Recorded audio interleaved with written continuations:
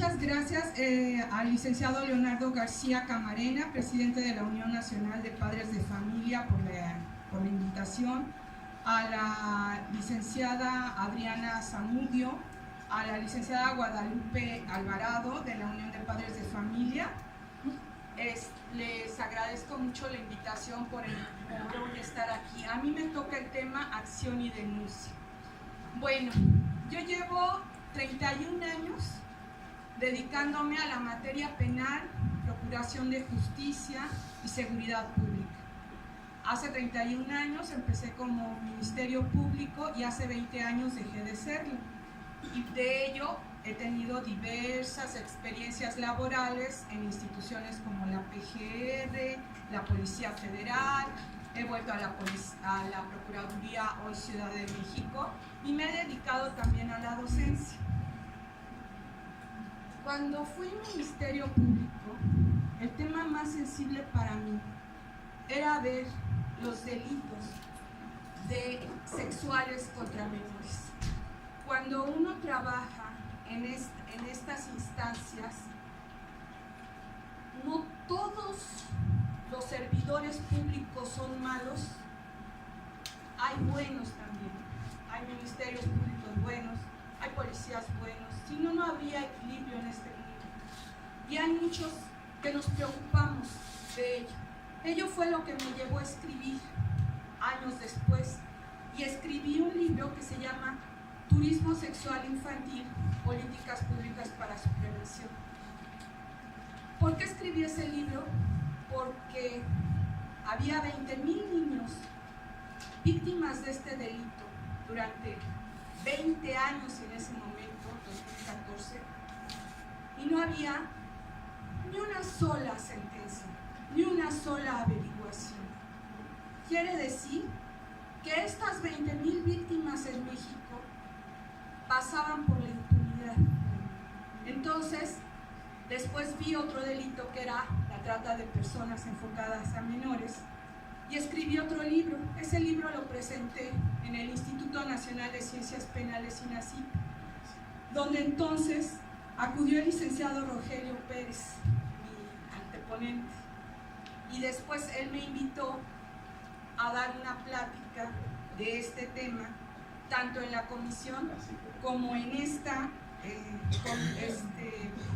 Unión Nacional de Padres de Familia.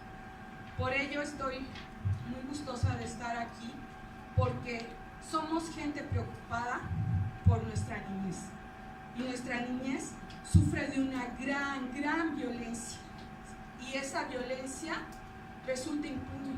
El turismo sexual infantil es uno de los delitos contra el normal desarrollo de la personalidad, que también tienen que ver con ese abuso.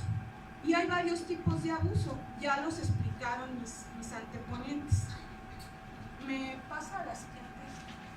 Los delitos sexuales contra menores en derecho penal se dividen en abuso sexual, que es un título aparte, y las penas son menores. Y hay otro título que es el de delitos contra el normal desarrollo de la personalidad. Esos son violación, prostitución infantil, turismo sexual infantil y trata de menores. ¿Cuál es la característica de las víctimas? Que no tienen la capacidad de decir no, que ni siquiera luego saben que es algo malo, porque en el abuso sexual puede ser un familiar, un padrastro, incluso hay padres, increíblemente, que abusan sexualmente de sus hijos y lo hacen mediante el juego. El niño sabe que es algo malo. Vamos, voy a hacerte cosquillitas, pero cosquillitas por aquí, y mira, te voy a hacer aquí. Entonces, o sea, el niño pues siente bien y siente que es un juego, y ni siquiera sabe que es algo que no está bien. El adulto sí lo sabe, pero el niño no. Entonces, o sea, hay muchos tipos de abuso sexual que se enmarcan en diferentes tipos penales, Y no necesariamente todos tienen que ver, como ya lo dijeron mis ponentes, con tocamientos. También pueden ser actos reales o simulados, ¿sí? Que llevan a ¿qué? Asuntos de, me faltó pornografía infantil, también la pornografía infantil. Nos llevan a esa lesión al menor, que ¿qué es lo que afecta? Su normal desarrollo de la personalidad. Ese niño, con todas las terapias, nunca vuelve a ser el mismo. Entonces, o sea, ¿quiénes somos los que tenemos que estar bajo la lupa y tenemos que ayudar a todos esos menores? Pues todo radica en la educación en casa, en la educación en la escuela. Los maestros somos los que nos percatamos de lo que pasa con nuestros alumnos. Tenemos otro abuso, que es el bullying. Y ese acoso, por ejemplo, es el que un niño le saque una foto debajo de las piernas a la niña y la suba al famoso Facebook o a las redes. Y eso lacera, lastima y ya no se borra. O sea, y no se borra luego de las redes tampoco. O sea, por eso es tan importante la comunicación que se estableció aquí. ¿Y por qué también son importantes las redes? Porque en México también hay un señor llamado Zulfikar Puri, del cual Lidia Cacho escribió un libro, Los demonios del Edén, y cómo este señor abusaba de niños sexualmente. Bueno, pues este señor no nada más hizo eso, sino también fue el precursor de hacer paquetes de avión, hotel y niño incluido. Y déjenme decirles que ahorita hay 40 sitios web y que se están, mediante ese DAC que hablaba el profesor, que siguen ahí y que por más que las policías cibernéticas los estén atacando, vuelven a surgir. ¿Por qué? Porque hay demanda, ¿sí? Entonces, o sea, eso es lo que el Estado quiere evitar. Y dice el Estado, a ver, ¿cómo le hago? ¿Sí? O sea, por ejemplo, estos delitos, incluido el de pornografía infantil que falta ahí, son delitos que son delitos graves.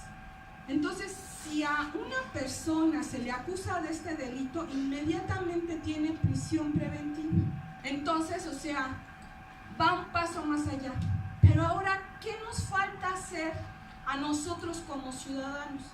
¿Cuál es nuestra responsabilidad? Denunciar. ¿Por qué? Porque en México existe una cifra negra de todos los delitos.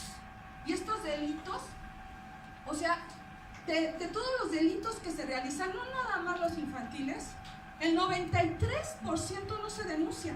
Esa es la cifra negra que existe. De todos los delitos.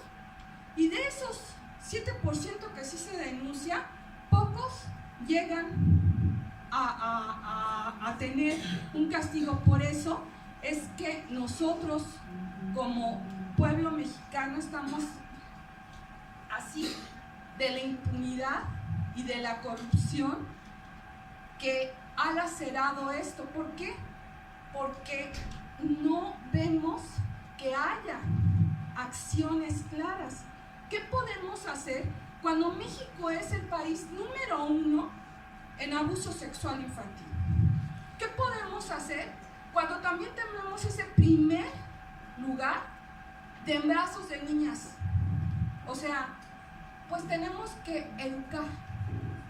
Tenemos esa herramienta está en nuestras manos y tenemos que guiar a nuestros niños para decirles que si sienten dentro de su voz interior algo que les dice que está mal, se lo digan, como esa campaña muy buena que hubo, que yo pienso que debería de regresar. Díceselo al que más confianza le tengas. Ese era un excelente medio preventivo de abusos sexuales. Entonces, La siguiente, por favor. ¿Cómo podemos denunciar? ¿A dónde podemos acudir? Tenemos esta dirección ejecutiva de la Defensoría de los Derechos de la Infancia, del DIF, que está en esta dirección, en Xochicalco. Ahí nos van a pedir datos concretos, porque mi tema es el de cómo ejercer acciones. Nos van a pedir el nombre, quién denuncia, el menor, si existe algún parentesco. En el caso de reportes anónimos que se pueden y se deben hacer, o sea, porque ¿qué es lo que pasa? ¿Por qué no denunciamos? Porque la denuncia nos va a traer problemas, la denuncia nos va a traer pérdida de tiempo, de estar yendo a los lugares. En el DIF se puede denunciar anónimamente y le van a dar seguimiento, ¿sí? Entonces, o sea, pueden hacer ustedes la denuncia anónima. El procedimiento se inicia con una visita donde se verifica la denuncia y dependiendo del maltrato se canalizará o tratará para mediar una posible solución. Ahí todavía no llegamos a un momento de penal, ¿sí? Todavía no llegamos a la Procuraduría. Estamos en una instancia que va a mediar, va a ver si se les realiza ese acompañamiento. La que sigue, por favor. Para el bullying que se mencionó aquí, la Secretaría de Educación Pública tiene esta línea telefónica de acoso y tiene esta página de internet donde se puede denunciar el bullying, que como ya se dijo, es el acoso que se sufre en las escuelas, ¿sí? Si después les pasan los datos, no sé si se les pueden dar o subirles. La que sigue. Tenemos a la Comisión de Derechos Humanos de la Ciudad de México para el Distrito Federal, y esta está en Avenida Universidad 1449. Pueden hacer una llamada telefónica y también, o sea, les guiarán y les darán seguimiento. La que sigue. Y por último tenemos a las fiscalías, tenemos a la Procuraduría de Ciudad de México, que tenemos a la fiscal. ¿Dónde es donde tenemos que denunciar? Tenemos que denunciar en la Fiscalía Central de Investigación para Delitos Sexuales, que está ahí en Gabriel Hernández, está muy cerca de aquí, por donde está Gabriel Hernández. Es una calle antes de Niños Héroes y Televisa, por Televisa, Chapultepec. Entonces ahí les pueden levantar la denuncia por cualquier tipo de acoso, e incluso ellos van a clasificar el tipo de delito. Yo hice una demanda que el día que se hiciera un proceso, una sentencia de turismo sexual infantil en México, toda la labor que realizo es sin ánimo de ningún lucro. O sea, doy mi tiempo y doy mi espacio y estudio en ello y escribo por ello, para este tipo de situación, porque creo que tenemos que cada quien poner nuestro granito de arena para hacer algo por nuestros niños. Entonces, pueden acudir aquí, y estas son las diferentes fiscalías, si es que les quedan más cerca. Una está en Avenida Juárez, otra en Avenida México y Toluca, otra en Francisco del Paso y Troncoso, en 100 metros y en Telecomunicaciones. Creo que son todas. Discúlpame, pasa la otra. Tenemos también el Centro de Terapia y Apoyo a Víctimas de Delitos Sexuales de la Procuraduría, que en caso de que haya una emergencia, o sea, que haya un abuso y que haya una situación de inestabilidad, de violencia extrema, y quieran ser atendidos de manera inmediata para estas emergencias. Hay un teléfono las 24 horas, atiende emergencias para atención psicológica, orientación de la interrupción legal del embarazo, administración de medicamentos antivirales para disminuir los riesgos del VIH dentro de las 72 horas siguientes del riesgo.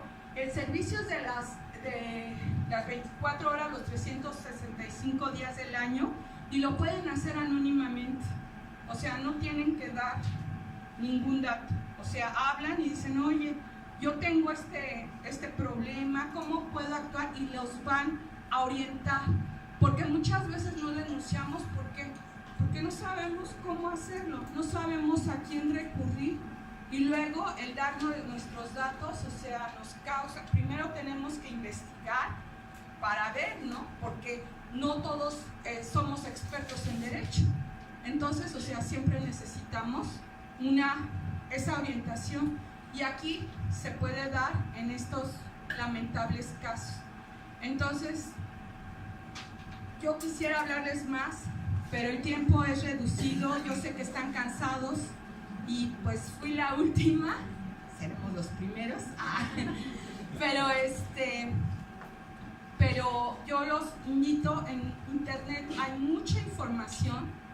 El artículo 4 constitucional, la Constitución es la que rige nuestra vida en el Estado.